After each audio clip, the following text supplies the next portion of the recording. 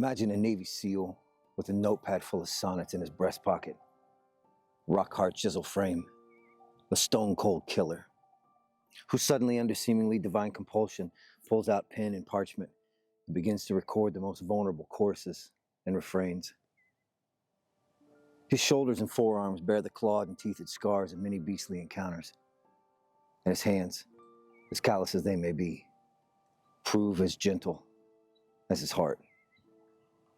His appetites, they turn from kingly garb and luxury to the subtle, the simple, the sentimental. A cup of cold water from a well back home is preferred to over all the spirits of the world's finest distilleries.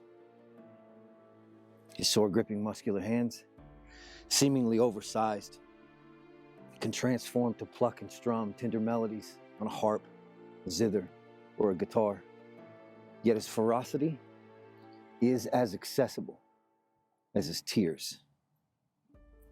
As for his disposition, poet or warrior, romantic or pragmatist, reckless or reliant, who wouldn't want him as a friend? Who wouldn't want him as a brother or a son? Who could ever look into his jovial face and his automatic smile and not want to be him? If offended, he grants benefit of the doubt. If injured, he will twice or thrice forgive. Deep are the roots of a man like this. Many are the complexities of a soul like his, but few are the men who will ever truly live as he did. Fathers pledged their daughters to him in marriage just to have him near. His enemies gave him rank and file among their forces, so not to fight him. And his soul, so full of courage, that he inspired the indebted, the depressed, and the downtrodden. He made warriors of the weak and soldiers of the simple. Because the most menial task splashed his imagination with adventure, when he would emerge victorious from a seemingly unwinnable war, it seemed like commonplace. Surety and humility, the most unlikely friends, yet they graced his every word.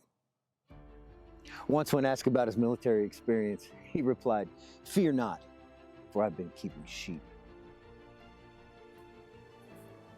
When his enemy disgraced his God and country, such an insult he took personal.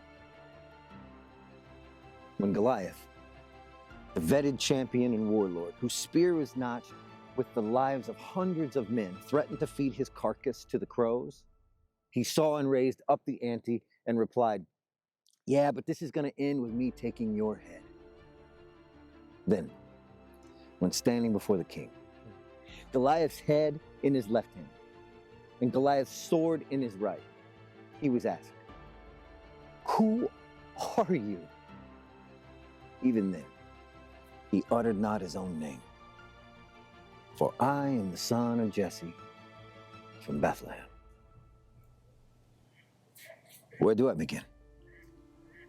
I can't tell you of his success without telling you of his struggles. You can't understand his kingship without understanding the context. You see, his craft was so much more illustrious than his crown, and his person more splendor-laden than his palace.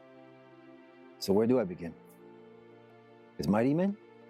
No, they were weak until they knew him. His clout?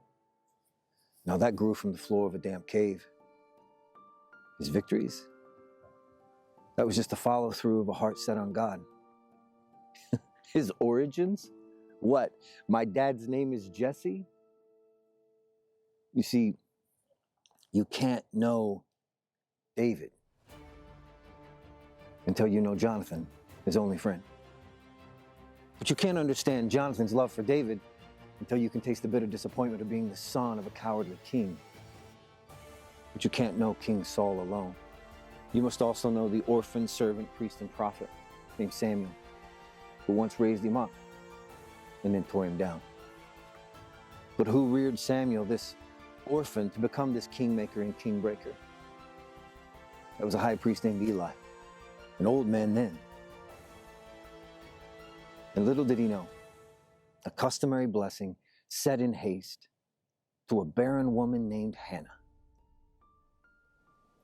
would be the redemption piece that Israel so desperately needed. Hannah, then. She's the most fitting place to begin. For where is the man if not for the maiden? Where is the warrior if not for the woman?